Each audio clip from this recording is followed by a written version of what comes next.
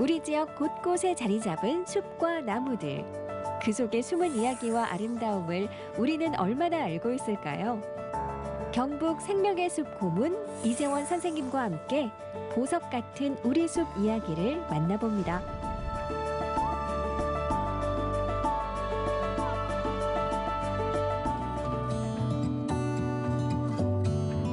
(2020년의) 마지막 페이지가 될 12월.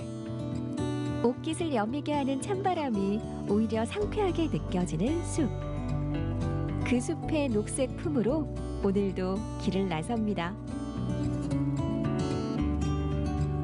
기온이 떨어지면서 겨울이 성큼 다가왔구나라고 생각되는 요즘이지만요. 오늘 숲에서만큼은 봄 혹은 가을을 느낄 수 있을 것만 같습니다. 벌써 뒤에 보이는 배경이 멋지고 아름답네요. 그렇죠. 오늘 숲 어떤 숲인가요? 예, 보시다시피 사계절 푸른 소나무. 네. 그러다 보니까 꼭 겨울만은 아니라 사계절을 느낄 수 있는 곳인데요. 오늘은 이제 우리 기계면에 있는 네? 서숲이라는 숲입니다. 기계 서수. 예. 설명을 좀 해주세요. 사실 기계는 지금은 포항에 속해져 있지만 조선시대 때는 오랫동안 경주에 속해 있었습니다. 기계를 먹여 살리는 젖줄이라고 할 수 있는 기계천이 흐르고 있습니다. 네. 그래서 예로부터 기계는 아주 비옥한 땅이었습니다. 하지만 이제 여름철에 홍수가 나고 범람을 하면 네. 또 여기 사는 이 주민들에게는 굉장히 큰 피해를 주었겠죠. 그렇겠네요. 그래서 조선시대 때는 그러한 어떤 치수, 그런 기계천의 범람을 어떻게 막을 것인가, 네. 이런 것이 늘 고민이었겠죠. 그렇게 해서 범람을 막는 숲, 그래서 인공적으로 만들어진 숲이 이 기계 숲입니다. 주민들의 안정적인 생활을 위해서 일부러 만든 그렇죠. 숲인데 그렇게 얘기하는 것 치고는 굉장히 크고 아름다워요. 여느 숲보다도 맞습니다. 규모가 좀 돼 보이네요. 보존이 잘 되어 있는 숲이죠. 네. 네, 그렇습니다. 야, 그냥 이렇게 둘러봐도 한눈에 다 안 들어올 정도로 일단은 규모가 커서 걷는 맛이 좀 나겠다라는 생각이 들어요, 오늘은. 그렇습니다. 예. 겨울이 다가왔지만 요럴 때 좀 잘 걷는 것도 건강관리에도 좋고 힐링하는 데도 좋잖아요. 그렇죠. 운동을 할 수 있으니까요. 네. 이 기계숲은 충분히 걸을 거리가 되기 때문에 이 겨울철이지만 꼭 찾아봤으면 할 수 있는 숲입니다. 왠지 이 안에서는 조금 덜 추웠다는 그런 느낌도 드는 것 같습니다. 조금 더 걸어볼까요? 그러시죠. 가시죠. 예. 울창한 소나무들이 모여있는 서숲에는 맨발로 걷는 길까지 조성이 되어 있는데요. 소량기 맡으며 땅의 기운을 받으며 숲길을 한 바퀴 돌다 보면 몸도 마음도 재충전이 확실히 되겠죠. 솔숲 한켠에 또 다른 솔숲이 있는데 아름답다, 멋지다라는 말은 똑같지만 걷는 방법은 다른 길이에요. 그렇죠. 네. 워낙에 이제 이게 같은 숲이고요. 네. 그 이제 길이 이렇게 나면서 숲이 나누어졌죠. 음. 제가 몇 년 전에 여기만 해서 오더라도 네. 잡목들이 우거져서 사람이 들어오기는 어려웠어요. 그게 이제 이게 결국은 숲의 목적은 방풍림이나 이런 거지만 네. 숲의 활용 문제는 또 오늘날의 숙제잖아요. 그렇죠. 아마 이 숲 자체에 지금 이렇게 길이 깔려 있는 거는 숙제를 아주 잘하고 있는 거죠. 요즘 또 걷기가 건강에 좋다는 열풍 네. 때문에 이 길이 그냥 이렇게 방치된 숲이 아니라 사람들이 걷기 좋게끔, 맨발로 걷기 좋게끔 이렇게 보행로로 만들어졌다는 거 아주 좋은 일이죠. 그러게요. 맨발길이기도 하고 둘레길로도 만들었어요. 이게 슥 봐도 생각보다는 길이가 좀 돼 보이더라고요. 맞습니다. 저 양쪽 숲에 걷는 길을 합치면 한 1.5km 정도가 된다고 하니까 충분히 운동도 되고 힐링도 되는 그러한 길이 되는 거죠. 옛날에 우리 선조들이 만들었던 인공숲 옆에 현지의 사람들이 건강을 위해 만든 또 다른 인공숲이 존재하고 있는데 그렇죠. 지금은 좀 추워서 맨발로 걷기 힘들지만 봄, 가을에는 이 솔숲을 맨발로 싹 걷는 느낌은 아주 좋죠. 좋겠네요. 머리 위에는 푸르른 소나무의 미소가, 발 아래는 폭신폭신한 흙길이 반겨주는 서숲.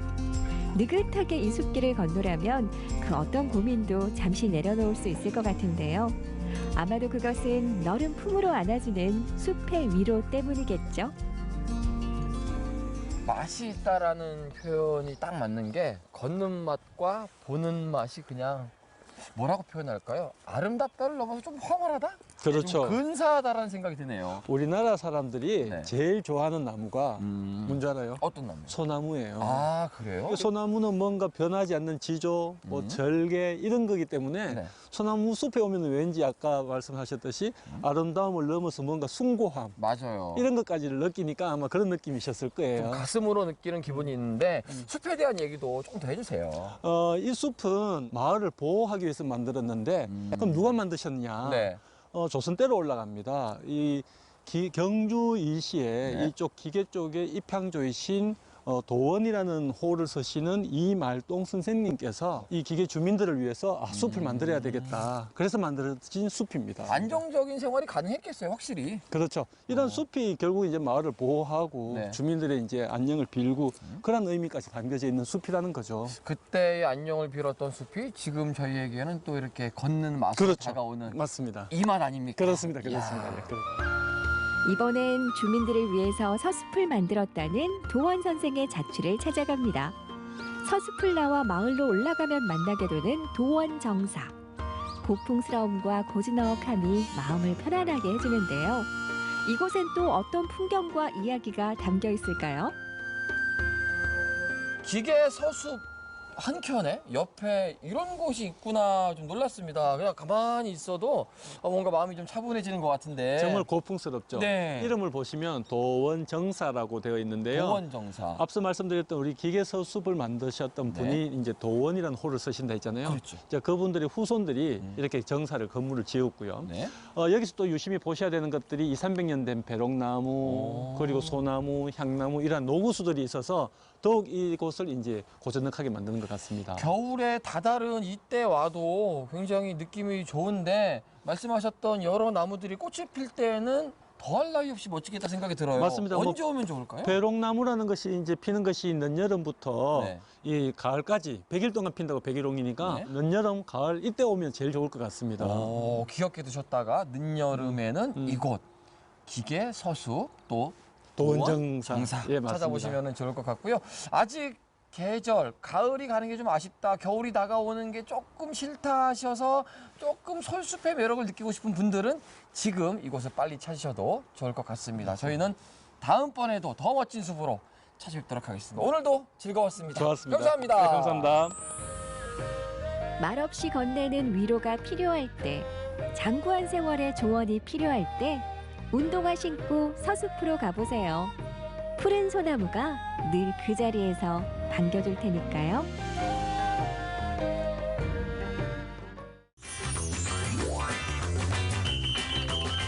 날 따라와요, 날 따라와, 다 같이 날 따라와요. 여러분, 날 따라와요.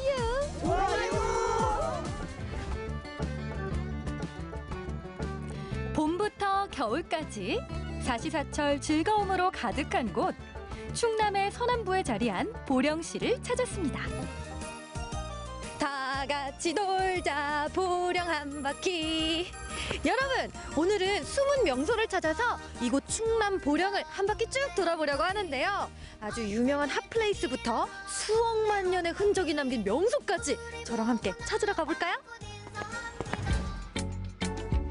알프스 소녀 하이디가 있을 것 같은 아름다운 풍경을 자랑하는 이곳은 보령시 천북면에 자리한 목장 카페입니다. 저게 뭐지? 저기 건물 모양이 이렇게 우유 모양이거든요? 되게 독특하기도 하고 예쁘지 않아요? 안녕하세요. 안녕하세요. 네. 우와, 오는데 건물이 눈에 확 들어오는 거예요. 네네. 커다란 우유관 모양이 있던데 여기 아주 독특한 곳 같아요. 건축 창고를 공간 재생을 해서 이렇게 좀 이쁘게 만들고 있습니다. 그리고 유기농 유제품들이 어떻게 만들어지는지에 대해서 전부 다 복합적으로 알 수 있는 공간이라고 보시면 될 것 같아요. 유기농 목장 1세대를 이끌었던 목장에서는 차규부터 판매까지 직접 관리하며 바른 유제품 생산에 앞장서고 있습니다.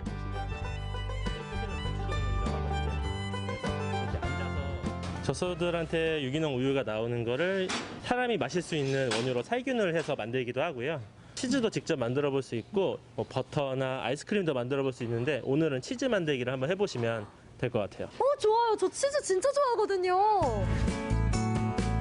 신선한 우유를 이용한 아이스크림 만들기, 치즈 만들기 등 다채로운 체험은 아이들에게 인기 만점인데요. 길쭉하게 늘어나는 스트링치즈를 만들 수 있어요. 먼저 우유가 응고되도록 구연산과 레닛을 넣고 살살 저어주는데요. 일정한 속도로 저어주는 게 포인트라고 합니다. 우유 같은 경우에는 출렁출렁하는 액체잖아요. 근데 이제 고체 상태인 치즈 덩어리로 만들어질 거예요. 어느덧 몽글몽글하게 응고된 치즈를 뜨거운 물에 넣고 열심히 주무르다 보면 순두부 같았던 치즈가 점토처럼 쫄깃해집니다. 우와. 이거 늘어나는 거 봐요. 차가운 소금물에 담가 굳히면 짜잔! 스트링 치즈 완성! 와, 이거 결 찢어지는 거 보이세요? 우와. 스트링이 진짜 잘 된 것 같아요.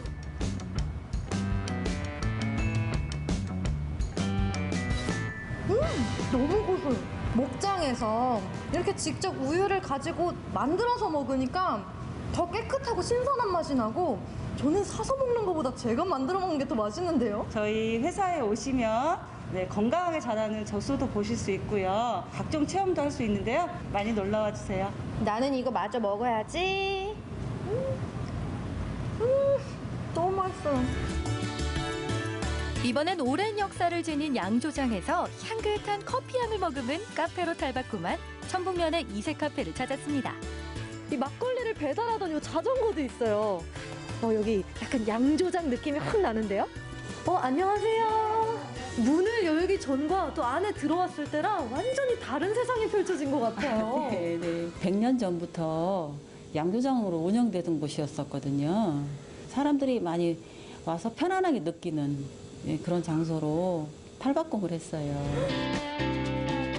손때 묻은 옛 물건들과 앤틱한 실내 디자인이 마치 박물관에 온 듯 착각하게 하는데요. 곳곳에 옛날 그대로의 모습이 보존돼 있어 추억과 향수에 젖어들게 됩니다.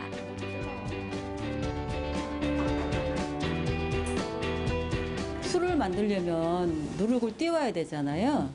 누룩을 띄우던 방인데 그러니까 온도 변화를 최소화하기 위해서 나무로 만들었다는데 일제시대 양식이라고 해요. 양조장의 구조는 물론이고요. 술을 만들기 위해 사용하던 도구들과 그때의 기록들까지 고스란히 남아있는데요. 양조장으로서의 역할은 다했지만 그때의 자취는 여전히 남아 100년의 세월을 기억합니다. 여기서 수증기로 술밥을 쪄서 이쪽 옆방에서 누룩을 비벼가지고 술을 담기 위한 그런 장치였어요. 모든 것이 빠르게 변해가는 세상 속에서 양조장은 오롯이 그 자리에 남아 또 다른 이야기를 써내려 갑니다. 이곳에 오신 분들이 일상에서 지친 마음을 위로를 받고 많은 사람들이 오셔서 편히 쉬어가는 그런 공간이 되기를 원하고 그렇게 가꿔나자고 했습니다. 보령의 숨은 명소하면 빼놓을 수 없는 곳이 있죠. 바로 수억 년 전의 흔적이 남아있는 보령시 천북면 학성리의 맨삽지입니다. 아, 시원하다. 이 보령의 푸른 바다에 딱 도착을 했는데요. 물이 싹 빠지면서 저 섬으로 가는 길이 드러났거든요. 저쪽으로 한번 걸어가 볼까요? 저기 뭐지? 해변 한가운데 위풍당당하게 서 있는 이건 공룡? 다리가 진짜 거대해요. 이렇게 큰 공룡 모형은 처음 봐요. 그것도 바닷가에. 궁금하다고요? 척척박사 이 박사가 알려줄게요. 이곳은 밀물이면 섬이 됐다가 썰물에 물길이 드러나는 신비의 섬 맨삽지입니다. 이곳에는 아주 커다란 비밀이 숨어 있는데요. 바로 중생대를 살았던 공룡의 발자국이 남아있다는 겁니다. 공룡 발자국이라고요? 보령 학성리에서 발견된 공룡의 흔적은 현재 용각류와 조각류의 초식 공룡으로 추정하고 있는데요. 2015년 한 시민의 신고로 발견됐고요. 2차례에 걸친 문화재청의 조사를 통해 공룡 발자국 화석으로 확정됐습니다. 아니 어떻게 그 오래된 흔적이 이렇게 지금까지 남아있을 수 있는 거예요? 공룡 발자국 화석이 있는 천수만층은 중생대 백악기 당시에 충적 선상지 부근에 접해있던 저평지의 담수 퇴적 환경에서 형성되었는데요. 지각 변동으로 인해 융기와 침식작용을 거치면서 현재와 같은 모습을 이루게 되었죠. 정말 신비롭네요. 고마워요, 이 박사. 그래요. 그럼 이만. 수억만 년의 시간이 흐르고 이제는 간조 때만 잠깐 만날 수 있는 공룡 발자국 화석. 그래서 그런지 더 특별하게 느껴지는데요. 그런데 발자국 화석은 대체 어디에 있는 거죠? 이 섬 어딘가에 공룡 발자국이 있다고 도대체 어디 있는 거지? 저거 혹시 여기 있어요. 여기 찾았어요. 이거 여기 이렇게 동그랗게 여기 발자국 걸어가는 듯한 모양으로 앞발은 크고 뒷발은 작고 그런 거 같지 않아요? 가까이서 보니 더 신기하고 경이로운데요. 공룡을 좋아하는 아이들에게 아주 특별한 경험이 될 것 같습니다. 오늘 이렇게 보령의 매력 넘치는 명소들을 찾아서 만나봤는데요. 오래도록 기억에 남을 즐거운 추억 쌓고 싶다면 다 같이 돌아보세요. 보령 한 바퀴! 충남의 대표 휴양도시 보령의 관광 명소에서 잠시 벗어나 곳곳의 숨은 재미를 만나본 하루였는데요.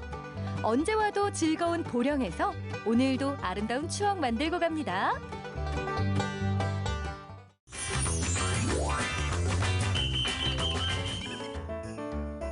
유자의 본고장 고흥반도. 온화한 남도의 기후와 미네랄이 풍부한 해풍, 농부의 가득한 정성까지 삼박자가 어우러져 단단하게 여문 샛노란 열매가 수확 시기를 맞았으니 속이 꽉 찬 새콤달콤 고흥유자 나가십니다.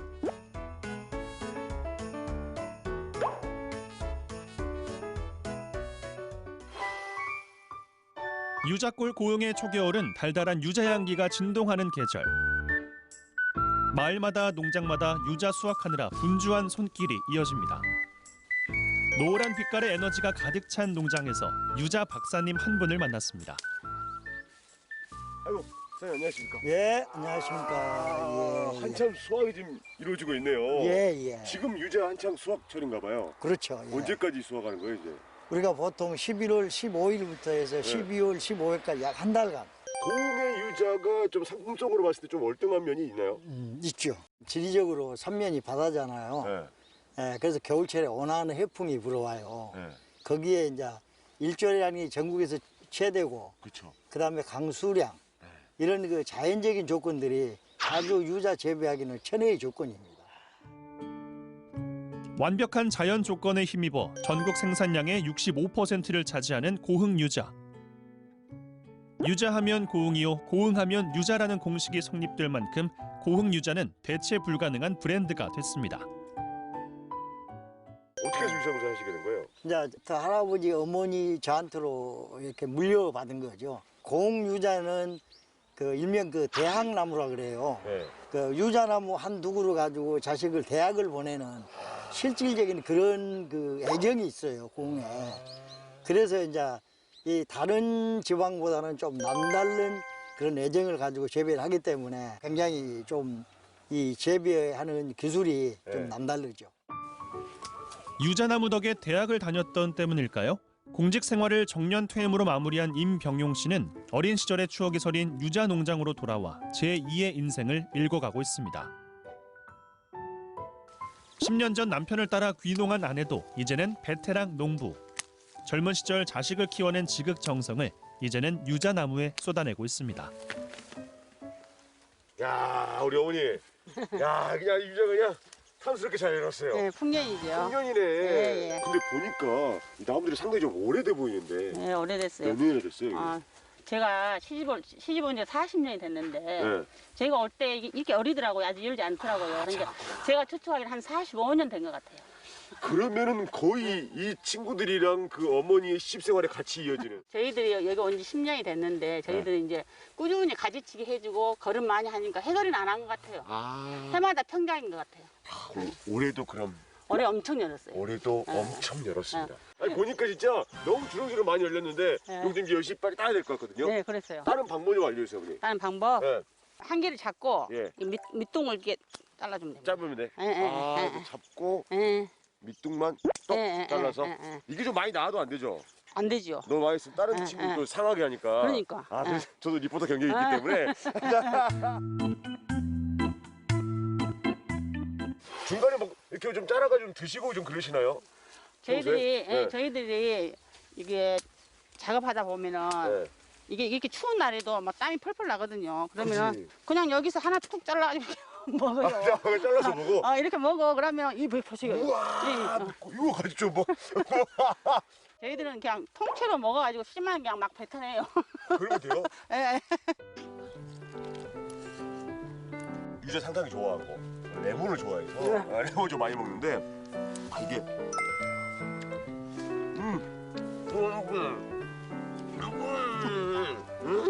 잘 드시네. 유자 농장에서 살아야 되겠구만. 그럼 내가 갈 때 한 보따리 챙겨줄 건데. 나 일 좀 할게요. 유자 한 보따리 챙겨준다니까. 오늘 할 좀 따고 가세요. 일 좀 할다니까. 잠깐만요. 나 일좀 받아야 되거든. 일단 맛을 보고 나니 마음이 급해졌나요?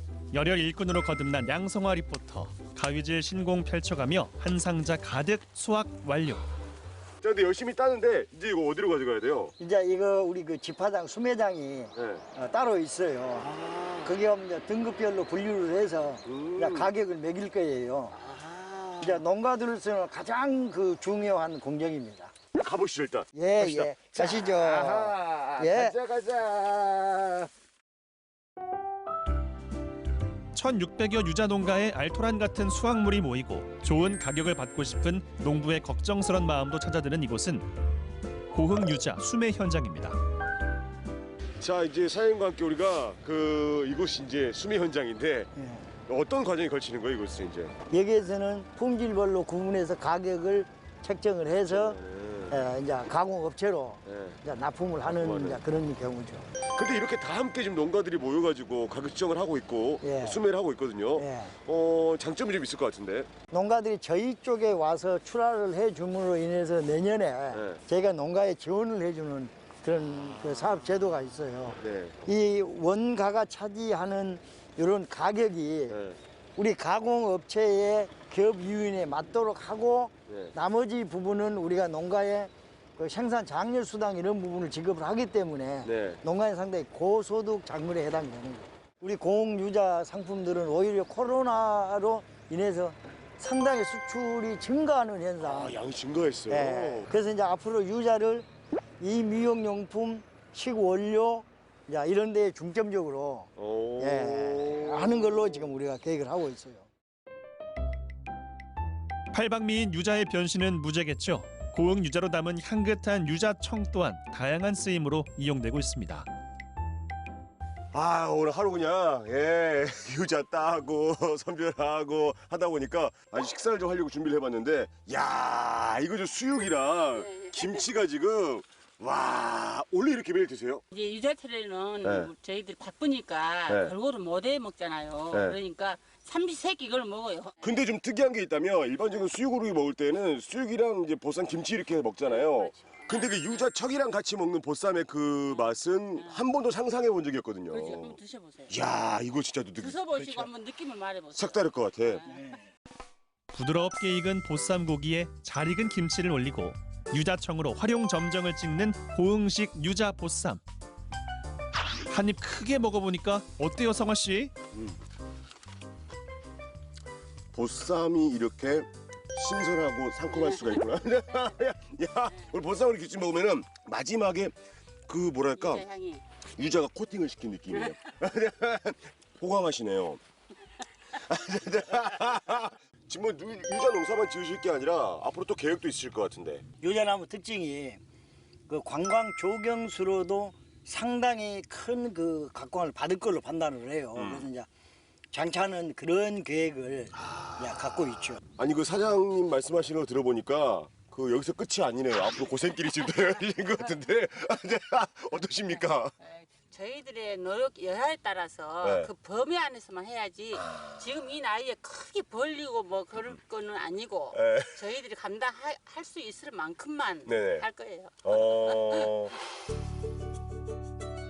노란 빛깔과 상큼한 향, 영양까지 풍부한 완벽한 과일. 농부님들의 땀과 정성이 깃든 고흥 유자로 겨울철 건강 든든하게 챙겨보세요.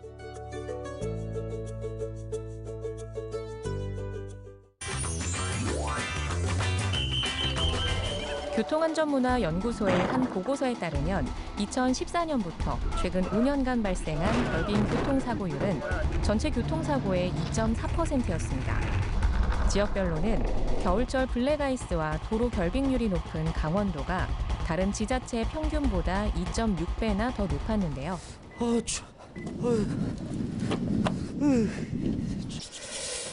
출발해볼까? 차 소리 왜 이래? 엔진 소리 이상한데? 왜 이러지 이거? 왜 이러지? 날이 추워 그런가? 점검 받아야겠는데?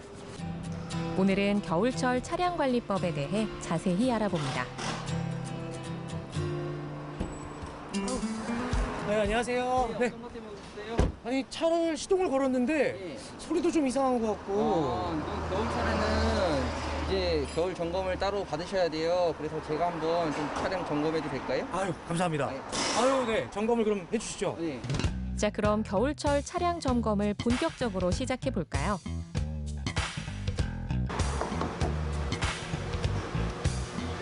차량 문을 열고 여기가 냉각수 주입구인데 주행을 하고 난 다음에 여시면 여기가 굉장히 뜨거워요. 냉각수가 뜨거워진 상태라서 여기 절대 건드시면 안 된다고 이렇게 표시가 돼 있어요. 네, 여기는 건드시면 안 돼요. 왜냐면은 화상이 있고 다칠 수 있기 때문에.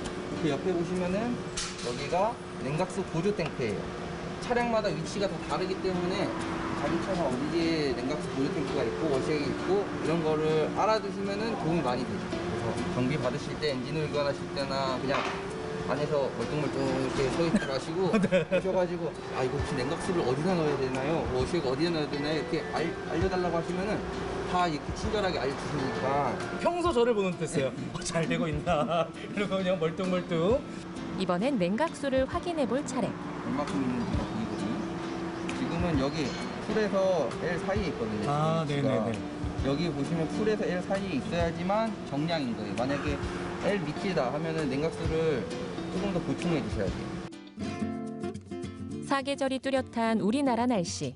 여름엔 냉각수 대신 물로 보충해줘도 되지만 산간 지역에서 영하의 날씨는 물이 얼어 엔진이 망가질 위험이 있기 때문에 냉각수를 보충해서 비중을 맞춰줘야 합니다.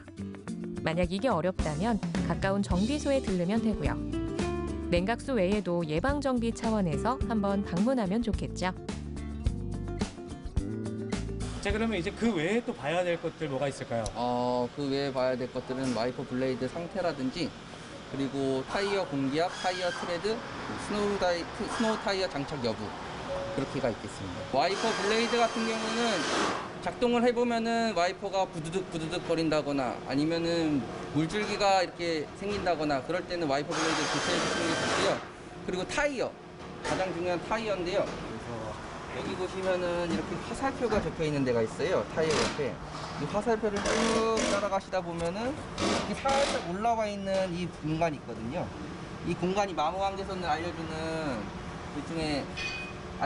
그 표시 같은 거예요. 그래서 이 표시가 일자가 되거나 가까워졌다 싶으시면 그때 타이어는 교환을 해주셔야 돼요. 겨울철에 타이어를 더 주의 있게 봐야 될 이유가 뭘까요? 아무래도 도면이 도로가 얼고 그래가지고 미끄러지거나 사고가 더 많이 일어날 수 있기 때문에 스노우 타이어라 하더라도 블랙아이스 상황 같은 경우나 이렇게 도면이 너무 미끄러운 데는 어쩔 수 없이 사고가 날 수 있기 때문에 미끄러지고 눈이 온다 하고 다음날 차가운 아침에는 아무리 급하시더라도 서행운전, 안전운전이 제일 중요하죠.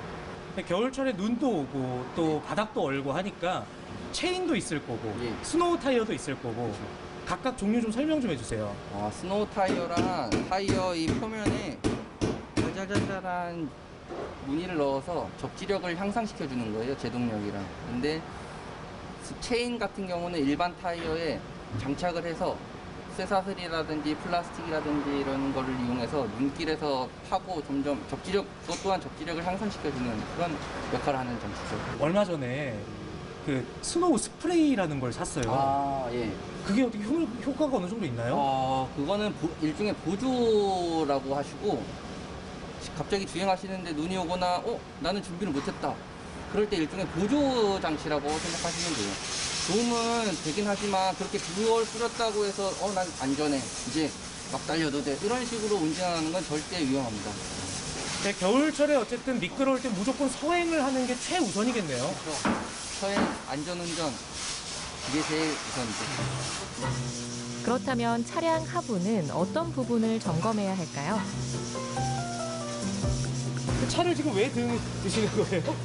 지금 차량 하부 상태를 점검하기 위해서 차량을 지금 띄워보고 있습니다. 그래서 차량 하부의 녹이라든지 아니면 언더 코팅 상태라든지 이런 걸 확인해보고 만약에 미비하거나 그리고 다른 문제가 생기는 걸 확인해보기 위해 지금 차를 띄워서 보고 있습니다. 하부를 봐야 되는 이유가 뭘까요?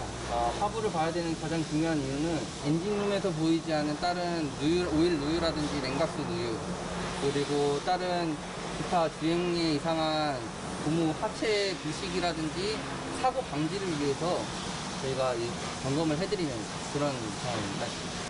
근데 제가 아까 시동 걸 때 엔진 소리가 좀 이상한 것 같았거든요. 원인이 뭘까요? 아무래도 오늘 아침에 좀 추웠잖아요. 그래가지고 추워서 아무래도 엔진에 열을 올리기 위해서 RPM 조금 올라가면서 그런 소리가 발생된 걸로 예상됩니다.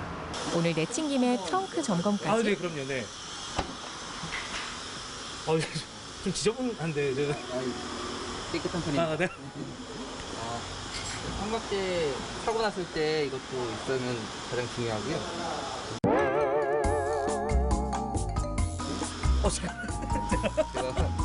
제가 방송 나가지. 네, 제가 이게 뭐지?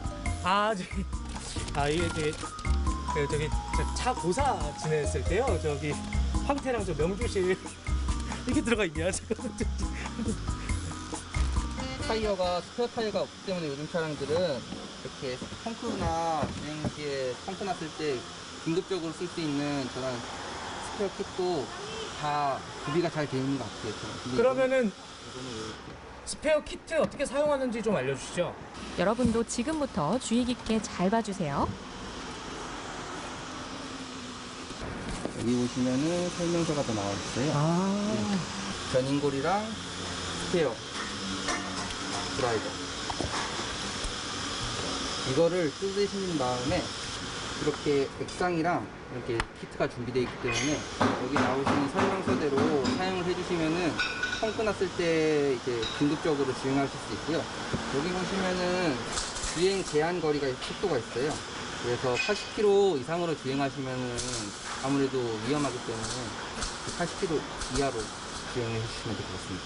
특별히 더 구비해서 가지고 다녀야 될 것들이 무엇이 있을까요? 아무래도 아까 말씀드렸던 보조 스프레이 같은 경우는 혹시 모르는 상황 때문에 갖고 다니시는 게 좋고요. 그리고 워셔액, 혹시 모를 워셔액 이렇게만 제공해 주시면 될 것 같습니다. 평소보다 기온이 낮고 살얼음이 얼었거나 눈길처럼 노면 상태가 불안정한 겨울철엔 꼼꼼한 사전 관리로 만일에 발생할 수 있는 차량 사고를 미리 대비해야겠습니다.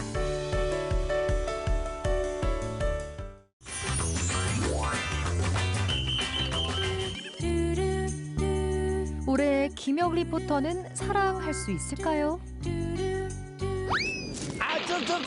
진짜 왜 이렇게 하는데 진짜 웬 편지 이 가을에 이게 또 쪼는 맛이 있거든. 저랑 빨간 사랑 나누실래요?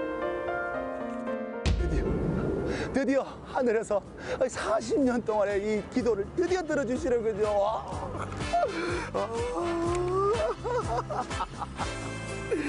가을 남자의 마음을 설레게 한 빨간 사랑을 찾아 지금 떠나봅니다.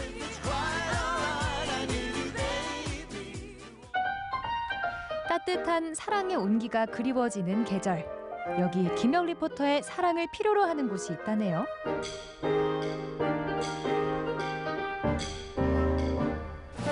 안녕하세요. 저 하나 뭐 여쭤볼 게 있는데요. 이 편지 보내신 분 혹시 알고 계십니까? 잘 모르겠어요. 잘 모르신다고요? 안녕하세요. 저 혹시 이 편지 보내신 분입니까? 김혁 씨신가요? 예, 제가 김혁입니다. 제가 진짜 오랜만에 이 편지를 받고 얼마나 설레어서 지금 제가 한 달에 달려왔거든요, 제가. 네. 헌혈은 사랑이니까요. 예? 그러면 이 빨간 사랑이란 게 헌혈입니다. 헌혈입니다. 헌혈입니다. 헌혈입니다.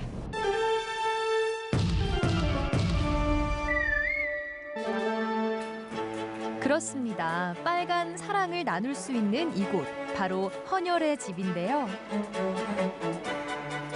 만 16세에서 69세까지 건강한 사람이라면 누구나 헌혈에 참여할 수 있습니다. 요즘같이 날씨가 추울 땐 헌혈이 더욱 필요하다고 하는데요. 다른 분들 다 이렇게 바쁘신데 혼자 이렇게 쉬고 계세요? 아닙니다. 열심히 일하고 있습니다. 누구신데 근데? 저는 동성노센터를 맡고 있는 이영주 간호사라고 합니다. 여기서 대장이세요? 네네네. 잘 됐습니다. 제가 궁금한 게 하나 있는데 네. 제가 신문을 우연히 봤는데요. 네. 요즘 그 헌혈하시는 분이나 혈액량이나 되게 많이 감소하고 줄어들었다고 하는데 그 진짜입니까? 아, 그럼요. 많이 감소했죠. 또 올해 지금까지 2만 5천 명 정도의 헌혈을 받았는데요. 근데 작년에 비하면 2,500명 정도가 줄어든 상태입니다. 많은 분들이 모이는 장소를 회피하다 보니까 또 헌혈 장소까지도 지금 안 오셔서 헌혈을 많이 미루고 있으신 것 같습니다. 우리 지역 같은 경우에도 헌혈하는 분들이 타 지역에 비해서는 적을 것 같은데 맞아요? 아닙니다. 우리 대구 경북 분들이 다른 지역에 비해서 항상 헌혈률이 많이 높으셨어요. 그래서 이제 지금은 많이 미루고 계시는 거고 언젠가는 또 이렇게 많이 찾아주실 거라고 저는 진짜 믿고 있습니다. 오면 다 방역 잘 돼 있으니까 맞죠? 그렇죠. 저희들이 지금 헌혈의 집 잘 지키고 기다리고 있으니까 언제든 지금이라도 당장 찾아주셨으면 하는 바람입니다.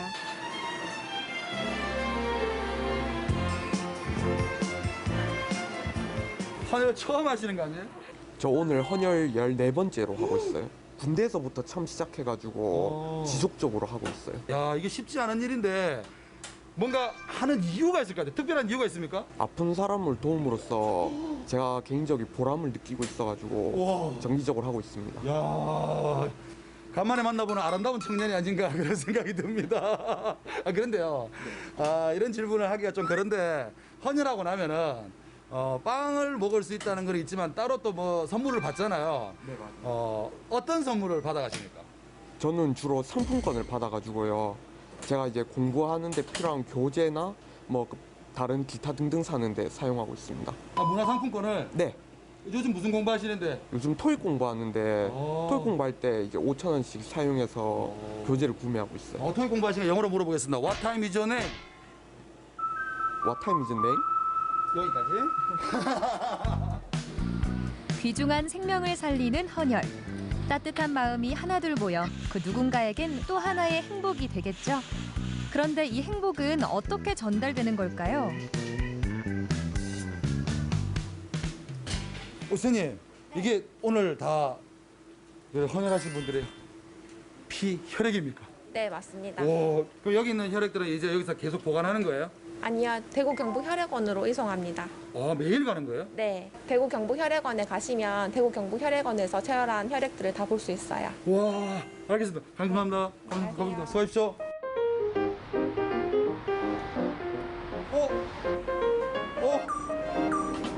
안녕하세요. 안녕하세요. 여기서 뭐 하시는 거예요, 지금? 저희는 지금 피켓 홍보 활동을 하고 있는데 사람들이 헌혈을 더 많이 할 수 있도록 유도하는 활동을 하고 있습니다. 매일 나오세요?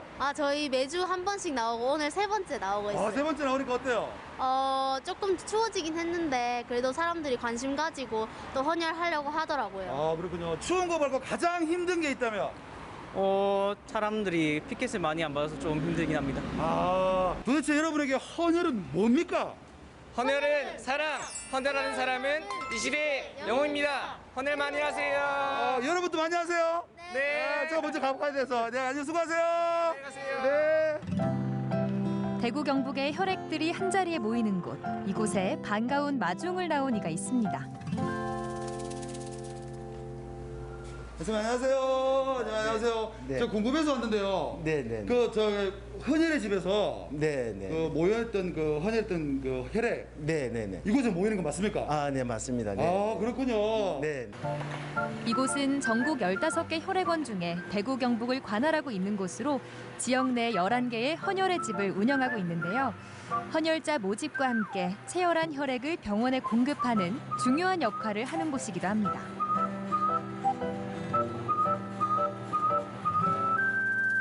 여기는 혈액을 각기 맞은 저장 온도에 안전하게 보관하고 있는 곳입니다. 그럼 이렇게 들어온 혈액을 이렇게 보관하려면은 냉장 보관하시는 겁니까? 네, 냉장 보관도 있고 냉동 보관도 있습니다. 아, 냉동도 보관해요? 네. 냉장으로 보관하면 몇 도에 보관하시나요? 냉장 보관은 1에서 6도씨 사이에 보관을 하고 있고요.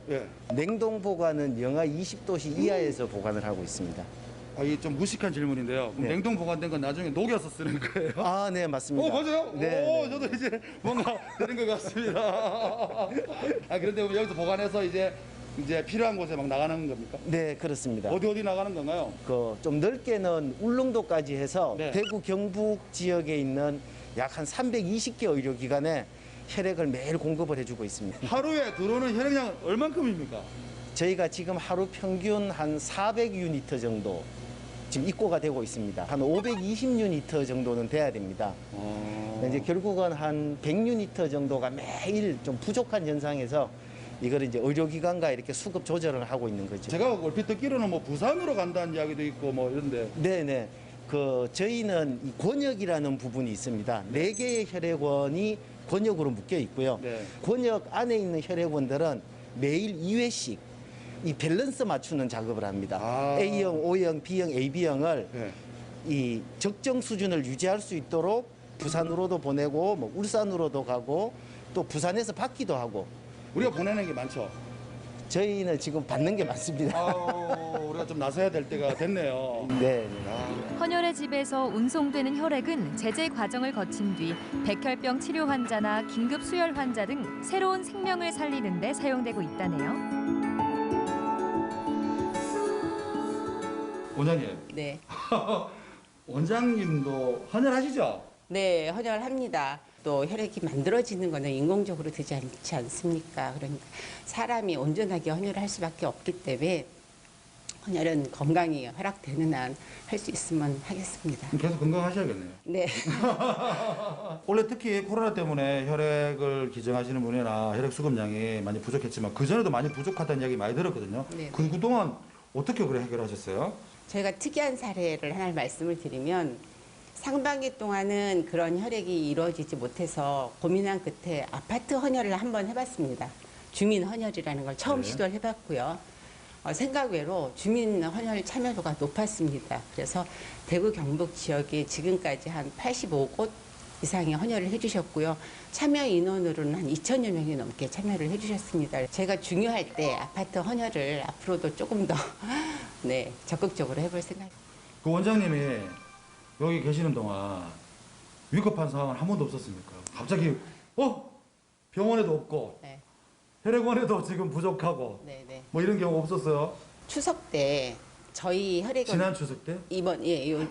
얼마 전 추석 때 RH가 RH 네, 많이 혈액형이 들어봤어요. RH 플러스와 마이너스가 있지 않습니까? 네네. 보통 사람들은 다 플러스고 네. 마이너스인 사람이 타 지역에서 그 혈액이 저희밖에 없었어요. 딱 원하는 잠깐 혈액이. 그러니까 다른 지역에서 RH-에 필요한 그 혈액이 저희 방에 전국에는 지금 없고 대구 경북의 혈액원만. 네네. 어떻게 했어요? 추석 때는 또 교통이 원활하지 않습니까? 맞네요. 그래서 저희가 긴급으로 하나 보내드린 경우는 있었습니다. 이걸 좀 쉽게 접근하는 방법 없을까요? 좀 이렇게 자기가 헌혈을 언제 했는지 이런 걸 잘 못하잖아요. 그런 걸 좀 이렇게 잘 알 수 있는 방법 없을까요? 있습니다. 있어요? 네. 그래서 적십자에서 운영하고 있는 레드 커넥터라고 있습니다. 그거를 까시면 지금 앉아 계신 곳에서 가까운 헌혈의 집을 찾으실 수가 있고요. 첫 번째. 예, 두 번째는 제가 헌혈을 하러 가기 위해서는 가서 대기하는 시간을 최소화하기 위해서는 예약이라는 시스템이 거기에 탑재되어 있습니다. 그래서 헌혈하고자 하는 날짜와 시간, 헌혈 장소를 다 예약을 걸어놓고 가시면 바로 헌혈을 하실 수가 있고요. 전자문진을 미리 하고 가시면 그만큼 시간 소요가 적게 들겠죠. 맨 마지막으로는 헌혈하고 나셨을 때 과거에는 홈페이지나 우편물을 통해서 검사 결과지를 받아봤는데 어플리케이션에 보시면 몇 회 헌혈을 하셨는지 또 이번에 최근에 헌혈한 검사 결과가 어떻게 나왔는지를 보실 수 있기 때문에 편리한 기능들이 탑재되어 있기 때문에 편하게 이용하실 수 있는 레드 커넥터 어플리케이션을 추천드립니다. 수혈이 필요한 환자의 생명을 구하는 유일한 수단은 오직 헌혈로만 이루어집니다. 저희가 열심히 홍보를 하고 있고 또 시청자 여러분들께서도 이걸 보시는 분들도 많은 분들이 헌혈을 해보실 것이었을 거라고 생각이 듭니다. 헌혈은 나눔을 봉사하는 고귀한 행동입니다. 그 헌혈을 하셨을 때 성취감과 또 내 혈액으로 인해서 죽어가는 환자의 생명을 살릴 수 있다라는 그런 생각으로 헌혈에 참여해 주시면 감사하겠습니다.